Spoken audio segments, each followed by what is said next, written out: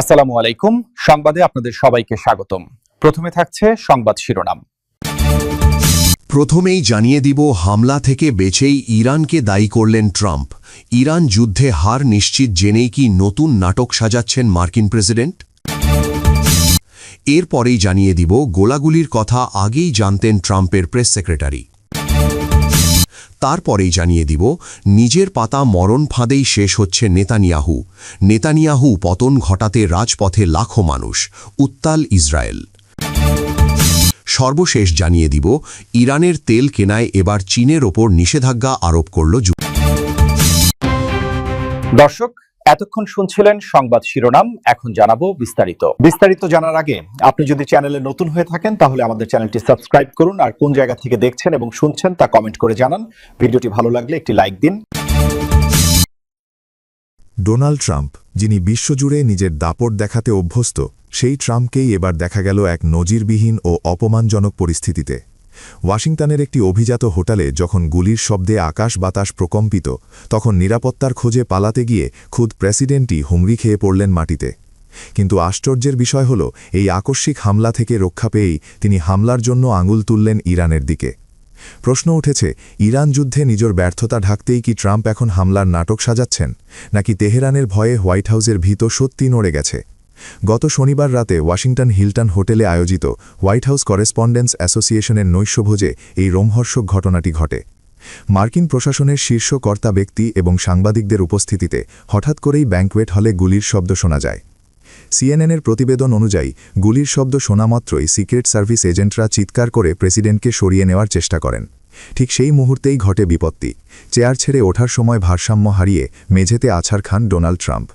মার্কিন প্রেসিডেন্টের এমন অসহায় আত্মসমর্পণ এর আগে বিশ্ববাসী দেখেনি। এই হামলার রেশ কাটতে না কাটতেই হোয়াইট হাউসে জরুরি ব্রিফিংয়ে বসেন ট্রাম্প। হামলার কারণ এবং হামলাকারী সম্পর্কে স্পষ্ট কোনো তথ্য না থাকলেও ট্রাম্পের সমস্ত ক্ষোভ গিয়ে পড়ে ইরানের উপর। তিনি ঘোষণা করেছেন, কোনো হামলা বা বাধা তাকে ইরান যুদ্ধ থেকে সরাতে পারবে না।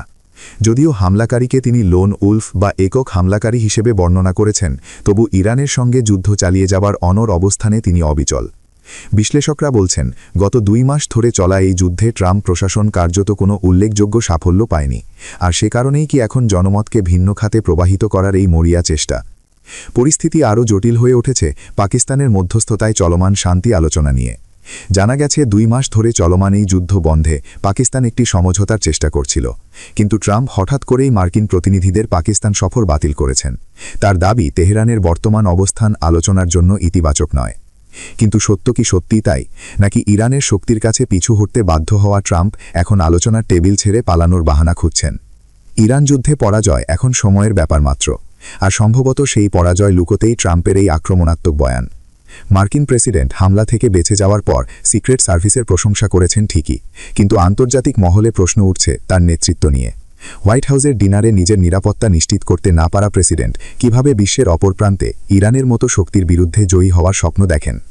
ট্রাম্পের এই হুমড়ি খেয়ে পড়ার ঘটনাটি কি আসলে মার্কিন সাম্রাজ্যবাদের পতনেরই ইঙ্গিত? ইরান যুদ্ধে পরাজয় এখন সময়ের ব্যাপার মাত্র, আর সম্ভবত সেই পরাজয় লুকোতেই ট্রাম্পের এই আক্রমণাত্মক বয়ান। মার্কিন প্রেসিডেন্ট হামলা থেকে বেঁচে যাওয়ার পর সিক্রেট সার্ভিসের প্রশংসা করেছেন ঠিকই, কিন্তু আন্তর্জাতিক মহলে প্রশ্ন উঠছে তার নেতৃত্ব নিয়ে। হোয়াইট হাউসের ডিনারে নিজের নিরাপত্তা নিশ্চিত করতে না পারা প্রেসিডেন্ট কিভাবে বিশ্বের অপর প্রান্তে ইরানের মতো শক্তির বিরুদ্ধে জয়ী হওয়ার স্বপ্ন দেখেন? ট্রাম্পের এই হুমড়ি খেয়ে পড়ার ঘটনাটি কি আসলে মার্কিন সাম্রাজ্যবাদের পতনেরই ইঙ্গিত? ইরান যুদ্ধে পরাজয় এখন সময়ের ব্যাপার মাত্র, আর সম্ভবত সেই পরাজয় লুকোতেই ট্রাম্পের এই আক্রমণাত্মক বয়ান। মার্কিন প্রেসিডেন্ট হামলা থেকে বেঁচে যাওয়ার পর সিক্রেট সার্ভিসের প্রশংসা করেছেন ঠিকই, কিন্তু আন্তর্জাতিক মহলে প্রশ্ন উঠছে তার নেতৃত্ব নিয়ে। হোয়াইট হাউসের ডিনারে নিজের নিরাপত্তা নিশ্চিত করতে না পারা প্রেসিডেন্ট কিভাবে বিশ্বের অপর প্রান্তে ইরানের মতো শক্তির বিরুদ্ধে জয়ী হওয়ার স্বপ্ন দেখেন? ট্রাম্পের এই হুমড়ি খেয়ে করার ঘটনাটি কি আসলে মার্কিন সাম্রাজ্যবাদের পতনেরই ইঙ্গিত? হোয়াইট হাউস করেসপন্ডেন্টস ডিনারে গুলির ঘটনা ওয়াশিংটনকে নাড়িয়ে দিয়েছে। তবে অনুষ্ঠানের ঠিক আগে করা ট্রাম্পের প্রেস সচিব ক্যারোলিন লেভিটের মন্তব্য নিয়ে তোলপাড় শুরু হয়েছে। অনুষ্ঠানের ঠিক আগে তিনি বলেছিলেন, there will be shots fire tonight, বা আজ রাতে কিছু গুলি ছোড়া হবে। শনিবার রাতে ওয়াশিংটন হিলটন হোটেলের ব্যাংকোয়েট হলে আয়োজিত এই জমকালো অনুষ্ঠানে উপস্থিত ছিলেন রাজনীতিক, সাংবাদিক, তারকা ও বিভিন্ন গুরুত্বপূর্ণ ব্যক্তিত্বসহ 2000-এরও বেশি আমন্ত্রিত অতিথি। এই হোয়াইট হাউস করেসপন্ডেন্স ডিনারকে ঘিরে ঘটে যাওয়া আকস্মিক গুলির ঘটনায় পুরো শহর জুড়ে চাঞ্চল্যের সৃষ্টি হয়েছে। ঘটনার ঠিক আগে প্রেসিডেন্ট ট্রাম্পের প্রেস সচিব ক্যারোলিন লেভিড ফক্স নিউজকে দেওয়া এক সাক্ষাৎকারে বলেন, সবার ট্রাম্পের বক্তৃতাটা দেখা উচিত। তিনি বলেন, তিনি লড়াইয়ের জন্য প্রস্তুত, আমি বলতে পারি। আজ রাতের বক্তৃতা হবে ক্লাসিক ডোনাল্ড জে ট্রাম্পের মতো। এটা মজাদার হবে, বিনোদনমূলক হবে। আজ রাতে কিছু গুলি ছোড়া হবে, তাই সবার দেখা উচিত। এটা সত্যিই দারুণ হবে, আমি এটার জন্য অপেক্ষা করছি। তার এই মন্তব্য শুরুতে রূপক অর্থে নেওয়া হয়েছিল, অর্থাৎ ট্রাম্পের বক্তৃতা যে তীক্ষ্ণ, কটাক্ষপূর্ণ ও আক্রমণাত্মক হবে সেটাই বোঝাতে চেয়েছিলেন। তিনি আরও বলেন, ট্রাম্প লড়াইয়ের জন্য প্রস্তুত এবং তার বক্তৃতা হবে ক্লাসিক ডোনাল্ড জে ট্রাম্প, যা হবে বিনোদনমূলক ও তুমুল আলোচিত। তবে কয়েক মুহূর্ত পরই পরিস্থিতি ভিন্ন মোড় নেয়। অনুষ্ঠানের মাঝামাঝি সময়ে হঠাৎ করে ব্যাঙ্কোয়েট হলের ভেতরে গুনোর শব্দ শোনা যায়। এতে মুহূর্তেই আতঙ্ক ছড়িয়ে পড়ে। উপস্থিত অতিথিরা চিৎকার করে বলতে থাকেন, মাটিতে শুয়ে পড়ুন। অনেকে দ্রুত টেবিলের নিচে আশ্রয় নেন। আতঙ্কে হল জুড়ে বিশৃঙ্খলা তৈরি হয়, আর ওয়েটার সহ কর্মীরা নিরাপদ স্থানে সরে যাওয়ার চেষ্টা করেন। তাৎক্ষণিকভাবে ইউনাইটেড স্টেটস সিক্রেট সার্ভিস নিরাপত্তা ব্যবস্থা জোরদার করে এবং ট্রাম্প, মেলানিয়া ট্রাম্প ও কয়েকজন শীর্ষ কর্মকর্তাকে নিরাপদ স্থানে সরিয়ে নেয়।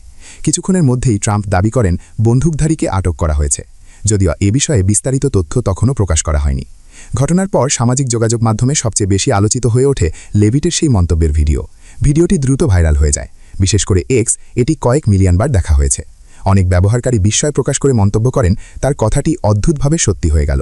আবার কেউ কেউ রসিকতার সুরে বলেন, এটি এখন নতুন করে নানা ষড়যন্ত্র তত্ত্বের জন্ম দেবে।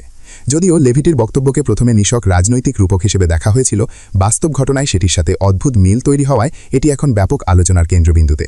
নিরাপত্তা বিশ্লেষকরা বলছেন, এমন উচ্চ পর্যায়ের অনুষ্ঠানে নিরাপত্তা ব্যবস্থা আরও জোরদার করা জরুরি ছিল। অন্যদিকে ঘটনাটি ঘিরে তদন্ত অব্যাহত রয়েছে এবং কর্তৃপক্ষ শীঘ্রই বিস্তারিত তথ্য প্রকাশ করবে বলে আশা করা হচ্ছে। এক সময়ের অপরাজেয় মিস্টার সিকিউরিটি বেনিয়ামিন নেতানিয়াহু এখন খাদের কিনারায়। গাজায় নির্বিচার হত্যাযোগ্য আর ইরানের সঙ্গে গায়ে পড়ে সংঘাত বাঁধানোর যে দাম্ভিকতা তিনি বিশ্বজুড়ে দেখিয়েছিলেন, তা এখন বুমেরাং হয়ে বিদ্ধ করছে তার নিজের গদিকেই। বিশ্ববাসীর কাছে দীর্ঘদিনের ঘৃণার পাত্র এই শাসক এখন খোদ ইসরায়েলিদের কাছেও এক নিকৃষ্ট খলনায়ক। কিন্তু প্রশ্ন হল, এত বছর ক্ষমতায় থাকার পর হঠাৎ কেন খোদ ইসরায়েলের মানুষই তার পতনের জন্য এতটা মরিয়া হয়ে রাজপথে নেমে এলো? জেরুজালেমে শত শত মানুষ বিক্ষোভ করেছেন। হাইফার হোরেফ সেন্টারে প্রায় 1000 বিক্ষোভকারী জমায়েত হন। দেশের আরও কয়েকটি জায়গায়ও বিক্ষোভের খবর পাওয়া গেছে। এই বিক্ষোভ আয়োজন করেছে দুর্নীতিবিরোধী সংস্থা মুভমেন্ট ফর কোয়ালিটি গভর্নমেন্ট এবং অন্যান্য সুশীল সমাজগোষ্ঠী। 2023 সালের 7 অক্টোবর ছিল নেতানিয়াহুর রাজনৈতিক জীবনের কফিনে প্রথম প্যারেক। সেদিন ইরান সমর্থিত গোষ্ঠীর নজিরবিহীন হামলায় ইসরায়েলের তথাকথিত অভেদ্য নিরাপত্তা দেয়াল তাসের ঘরের মতো ভেঙে পড়ে। গোয়েন্দা ব্যর্থতা আর ব্যক্তিগত দম্ভের কারণে শত শত ইসরায়েল প্রাণ হারায়, আর শত শত মানুষ বন্দী হয় গাজার সুড়ঙ্গে। ইসরায়েলবাসী বিশ্বাস করে নেতানিয়াহু কেবল নিজের দুর্নীতির মামলা থেকে বাঁচতে বিচার বিভাগ নিয়ে নোংরা খেলায় মেতেছিলেন বলেই দেশের নিরাপত্তা ছিল অরক্ষিত। 7 অক্টোবরের সেই রক্তস্নাত ভরেই যেন আজ নেতানিয়াহুর বিরুদ্ধে গণ উত্থানের প্রধান জ্বালানি। আন্দোলনের এই তীব্রতার পেছনে আরেকটি অমানবিক কারণ হল জিম্মি মুক্তি নিয়ে তার নিষ্ঠুর গড়িমসি। গাজায় আটকে থাকা জিম্মিদের ফিরিয়ে আনার চেয়ে নেতানিয়াহুর কাছে নিজের ক্ষমতা টিকিয়ে রাখা এবং যুদ্ধ দীর্ঘায়িত করাই এখন বড় লক্ষ্য হয়ে দাঁড়িয়েছে। জিম্মিদের পরিবারগুলো আজ রাজপথে আর্তনাদ করছে, কারণ তাদের মতে নেতানিয়াহু ব্যক্তিগত স্বার্থে যুদ্ধবিরোধী চুক্তিতে বারবার বাধা দিচ্ছেন।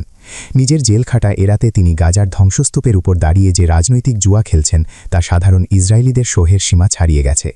অন্যদিকে ইরানের সঙ্গে নতুন করে উত্তেজনা সৃষ্টি করে পুরো অঞ্চলকে অস্থিতিশীল করার প্রচেষ্টাকে ইসরায়েলিরা নিজেদের অস্তিত্বের জন্য বড় হুমকি মনে করছে। যে মানুষটি একসময় নিজেকে ইসরায়েলের রক্ষাকর্তা দাবি করতেন, আজ তার কারণেই দেশটির নিরাপত্তা ও অর্থনীতি ধ্বংসের মুখে। তেলাবিবের রাজপথ আজ স্লোগানে প্রকম্পিত, গদি ছাড়াও যান বাঁচাও। যে মানুষটি একসময় ইসরায়েলের রক্ষাকর্তা সাজতেন, আজ তার পতনের জন্য গোটা জাতি একাট্টা। গাজার শিশুদের কান্না আর নিজ দেশের মানুষের ক্ষোভের আগুনে পুড়ে নেতানিয়াহুর রাজনৈতিক অধ্যায় এখন সমাপ্তির পথে। ইতিহাস তাকে সম্ভবত আধুনিক যুগের সবচেয়ে নিষ্ঠুর ও ব্যর্থ শাসক হিসেবেই মনে রাখবে।